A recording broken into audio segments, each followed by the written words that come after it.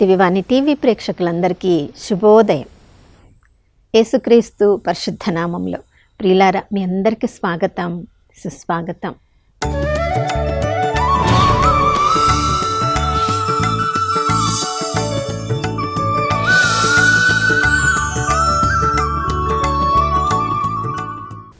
గడిచిన కాలమంతా మనందరినీ కాచి కాపాడిన ఆ త్రియేక దేవునికి పూర్ణ హృదయంతో, పూర్ణ ఆత్మతో, పూర్ణ శక్తితో వందనాలు తెలియచేద్దాం. ఈ నూతన ఉదయంలో కూడా ప్రియులారా, మనల్ని నమ్మదగిన దేవుడు, విశ్వసనీయుడు, మనం అందరము నిరీక్షణలో ఆ ప్రభు వైపు చూస్తున్నాం కాబట్టి తన నూతన ప్రేమతో, కరుణతో, కటాక్షంతో మనందరి మీద తన ప్రేమను కుమ్మరించి ఉన్నారు. ఆ నమ్మదగిన దేవుని విశ్వసనీయతలో ఈరోజు ఏ పరిస్థితిని ఎదుర్కోవలసి వచ్చినా ఆమేన్ అనే ఆయన నామంలో, యేసు నామంలో అన్ని వాగ్దానములను విశ్వాసంతో మనం సొంతం చేసుకున్నప్పుడు ప్రతి విషయంలో మనము విజయవంతులం కాగలం ప్రియులారా. కాబట్టి ఈ ఉదయకాలంలో మనందరినీ ప్రభునకు సమర్పించుకుందాం, వాగ్దానములను స్వీకరించడానికి సిద్ధపడదాం, నూతన అభిషేకంతో ఈ నూతన ఉదయాన్ని ఆరంభించుదాం. ప్రియులారా, ప్రతిరోజు మనం ఉదయం లేవగానే ప్రభునకు మనల్ని మనం సమర్పించుకుంటాం. ప్రభా, ఈరోజంతా నన్ను, నా కుటుంబాన్ని, నా పరిచర్యను, నా బాధ్యతను నీ చేతికి అప్పగిస్తున్నాను ప్రభా అని ఆ ప్రభునకు అప్పగించిన తర్వాత చూడండి, విశ్వాసముతో మనం ముందుకు సాగిపోవాలి. అప్పగించిన తర్వాత కూడా ఆ బాధ్యత మన బాధ్యత అన్నట్లుగా మన సొంత శక్తి ద్వారా వాటిని నిర్వహించడానికి ప్రయత్నిస్తే ఒకవైపు ఇదిగో దారి, దీంట్లో నడువని ప్రభు చెప్పే స్వరాన్ని కూడా మనం వినలేకపోతామేమో.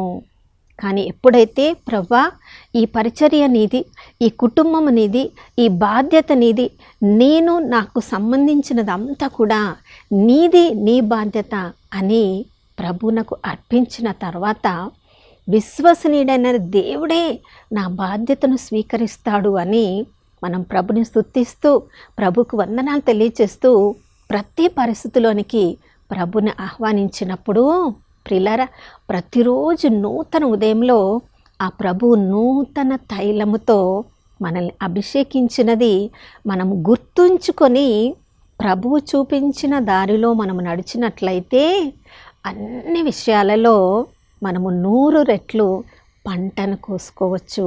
చూడండి, 92వ కీర్తన 10వ వచనంలో ఈ విధంగా మనం చదువుతున్నాం. ప్రభా, క్రొత్త తైలముతో నా తైలపు కొమ్మును నువ్వు ఎత్తున లేపితివి.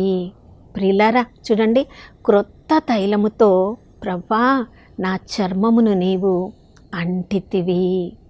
ఎద్దునకు ఉన్న కొమ్మునకు పైకి లేపినట్లే నా కొమ్మును నీవు పైకి లేపితివి.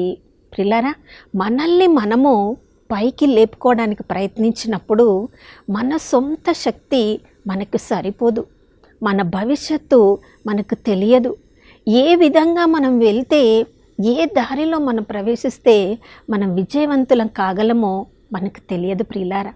కానీ ఆ ప్రభు ఏర్పరిచిన ప్రణాళిక ప్రకారం ప్రతి నూతన ఉదయంలో క్రొత్త తైలముతో ప్రభువుతో అభిషేకింపబడి ఆ ప్రభు స్వరాన్ని వింటూ ముందుకు సాగిపోతే అన్ని విషయాలలో 100 రెట్ల పంటను, అభిషేకాన్ని మనము అనుభవించవచ్చు.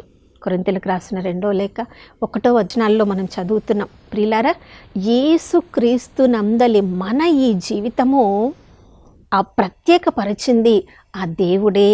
కాబట్టి మనకిచ్చిన ఒక్కొక్కరికి ఇచ్చిన ఒక్కొక్క పిలుపు ప్రకారం, ఒక్కొక్కరికి ప్రభు అనుగ్రహించిన అభిషేకం ప్రకారం, ప్రతిరోజు మనల్ని అద్దుతున్న ఆ క్రొత్త తైలము ప్రకారం మనల్ని ఎలా నడిపించాలో, ప్రతిరోజు ఆయనలో ఎలా స్థిరపరచాలో, ఆ ప్రభు చూపించిన మార్గంలో మనల్ని ఎలా దారి చూపించాలో ఆ ప్రభువునకు మాత్రమే స్పష్టంగా తెలుసు.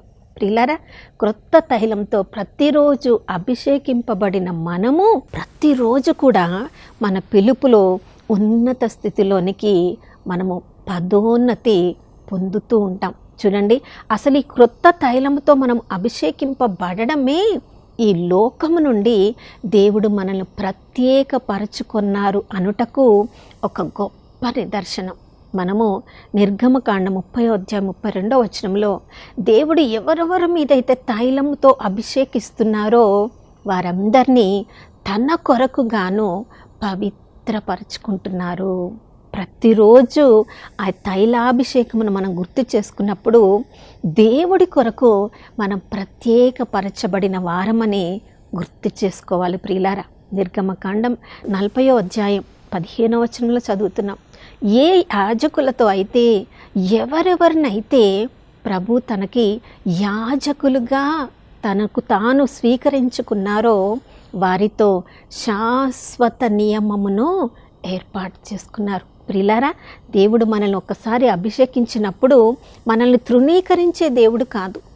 ఎట్టి పరిస్థితులలో కూడా శాశ్వత నియమముతో తనకు తాను మనల్ని తనకి స్థిరపరచుకున్నారు. కాబట్టి అన్ని పరిస్థితులలో కూడా ఆ క్రొత్త తైలము, దేవుడు మనకిచ్చిన అభిషేకము దేవుని నుండి మనల్ని దూరము చేయదు.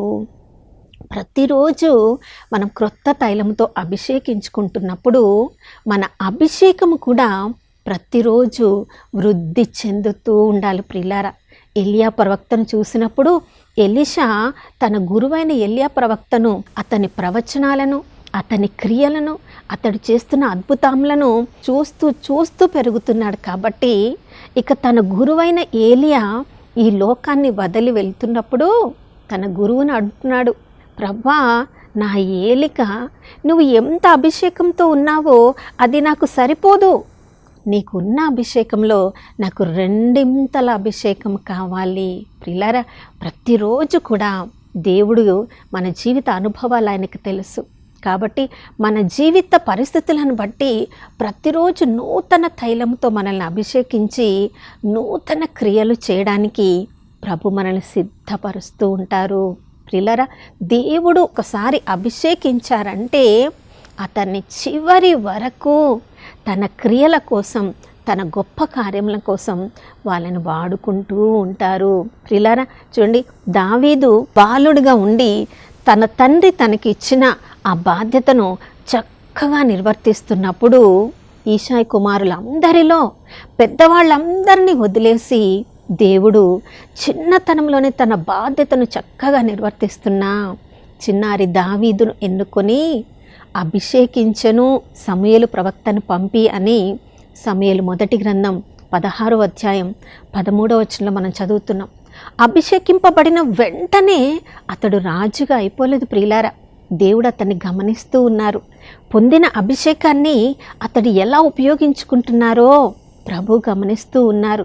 తన గొర్రెలను కాచుకునే బాధ్యతలో ఉన్నప్పటికీ చూడండి, తన అన్నదమ్ములను చూడడానికి వెళ్ళినప్పుడు, అక్కడ జరుగుతున్న పరిస్థితిని చూసినప్పుడు, గొలియాతు మాటలు విన్నప్పుడు దావీదులోని అభిషేకానికి రోషము వచ్చింది ప్రియులారా. సజీవుడకు దేవుణ్ణి తూలనాడుటకు ఇతడు ఎంతటి వాడు అని 9 అడుగుల గొలియాతు ముందు నిలబడడానికి దావీదు భయపడలేదు. తనలో ఉన్న అభిషేకం, ప్రతిరోజు పొందుకుంటున్న క్రొత్త తైలం అతన్ని ధైర్యపు ఆత్మతో నింపింది ప్రియులారా. గొలియాతుని చూసినప్పుడు అభిషేకింపబడిన సౌలు రాజు కూడా తన అభిషేకాన్ని గురించి మర్చిపోతున్నాడు. కాబట్టి అతడు భయపడుతున్నాడు గొలియాతుని చూసి. అభిషేకంలో ప్రతిరోజు వృద్ధి చెందుతున్న దావీదు బాలుడైనప్పటికీ గొలియాతు ముందు నిలబడి పరలోక సైన్యముల అధిపతి పేర నేను వచ్చి ఉన్నానని ధైర్యంగా చెప్తున్నాడు. జరగబోయేది చెప్తున్నాడు. ఈరోజు కాకులకు, గ్రద్దలకు నిన్ను వేయబోతున్నానని జరగబోయే కార్యాలను, ప్రభువు తన ద్వారా చేయబోయే కార్యాలను ప్రవచనంలాగా పలుకుతున్నాడు. భయపడి పారిపోలేదు ప్రియులారా. ప్రవచనం చెప్పినట్లుగా గొలియాతు తలను తీసుకొని సౌలు రాజు దగ్గరకు వెళ్తున్నాడు. ప్రియులారా, చూడండి, అభిషేకంతో దేవుని కొరకు మనము నిలబడినప్పుడు సౌలు రాజు అతన్ని చూసి తన అంగరక్షకుడుగా నియమించుకున్నాడు. ఇంకా ఎక్కడెక్కడ సౌలు రాజు దావీదును పంపిస్తున్నాడో అక్కడక్కడల్లా కూడా ప్రతి యుద్ధములో దేవుని ద్వారా అతడు యుద్ధంలో విజయం పొందుతున్నాడు కాబట్టి సేనాధిపతిగా అతడు పదోన్నతి పొందుతున్నాడు. ప్రియులారా, సేనాధిపతి వరకు రావడము దేవుని కృప అనుకుంటే చూడండి, సౌలు రాజు యొక్క కుమారుడే యోనాతానుకు ప్రియమైన స్నేహితుడిగా మారిపోయాడు. సౌలు రాజు యొక్క కుమార్తెకు భర్తగా మారిపోయాడు. ప్రియులారా చూడండి, కేవలము సౌలు రాజుకి మెప్పు పొందడమే కాదు, ఆ రాజ్యంలో ఉన్న వాళ్ళందరూ కూడా, స్త్రీలందరూ కూడా దావీదుకు 10,000 మందిని చంపే అభిషేకము దేవుడు ఇచ్చాడని ఘనముగా పొగుడుతున్నారు. నా ప్రియ సహోదర సహోదరి, ప్రతిరోజు నూతన తైలముతో మనము అభిషేకింపబడినప్పుడు మన బాధ్యత కూడా దేవుడు పెంచుతాడు. బాధ్యతను బట్టి మనకున్న దేవుని క్రొత్త తైలంతో మనం అభిషేకింపబడ్డాం కాబట్టి ప్రతిరోజు నూతన కార్యములలో నూతన విజయాలను మనల్ని పొందడానికి ప్రభు ప్రతిరోజు మనల్ని ఆహ్వానిస్తున్నారు. కాబట్టి దేవుడు మనకిస్తున్న కొత్త కొత్త బాధ్యతలను చూసి భయపడడం కాదు, బాధపడడం కాదు, పారిపోవడం కాదు, దేవుడు నాకు ఇచ్చిన క్రొత్త తైలముతో నేను మరింతగా ముందుకు సాగిపోతానని విశ్వాసముతో మనం అడుగులు ముందుకు వేసినప్పుడు పరిశుద్ధాత్మ దేవుడే మన ద్వారా తన కార్యాలను జరిపించుకుంటారు. అటువంటి నూతన అభిషేకం మనందరికీ అనుగ్రహించమని ప్రార్థించుకుందాం. నాతో కలిసి ప్రార్థించండి. పరిశుద్ధమైన దేవానికి స్తోత్రములు తండ్రి. క్రొత్త తైలంతో ప్రతిరోజు మమ్మల్ని, మా చర్మాన్ని నాయనా నువ్వు తాకుతున్నావయ్యా, మమ్మల్ని అభిషేకిస్తున్నావు ప్రవ్వా, నీకు స్తోత్రం. నూతన బాధ్యతలను మాకు అనుగ్రహించడం ద్వారా మీరిచ్చిన క్రొత్త తైలంతో, నూతన అభిషేకంతో బాధ్యతలన్నిటిలో కూడా ప్రవ్వా మీ కృప ద్వారా మేము విజయాన్ని పొందగలం. ఏ బరువుని చూసి, ఏ బాధ్యతను చూసి అయ్యా మేము భయపడే వాళ్ళం కాదు, బాధపడే వాళ్ళం కాదు ప్రభా. నీవు మాకు పిరికితనం గల ఆత్మను ఇవ్వలేదు తండ్రి.